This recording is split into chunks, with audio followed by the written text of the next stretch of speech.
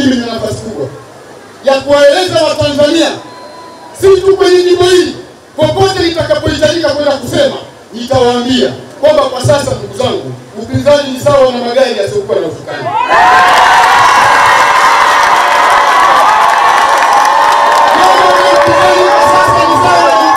Na magari yasiyokuwa na usukani yanapoteza mwelekeo. Sisi wote hapa ni mashahidi.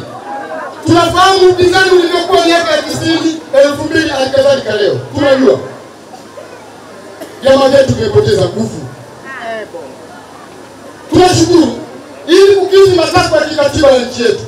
Tunawaombea wao waendelee, lakini tunasema CCM moto umewaka na watu uzima kamwe.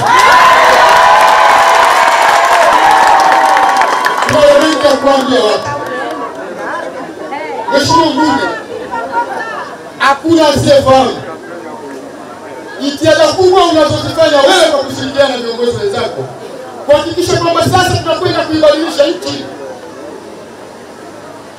Nchi yetu sasa hivi hata mtoto mdogo wa sekondari anafahamu, anajua namna nchi ilipofika.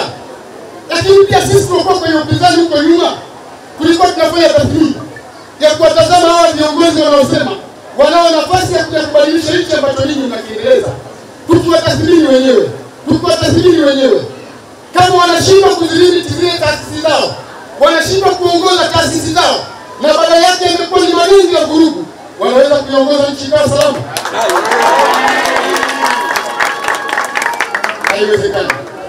Tunajua wako wapinzani wao hawajipi nafasi ya kukaa na kutafakari wapi tumetoka, wapi tulipo na tunakwenda wapi.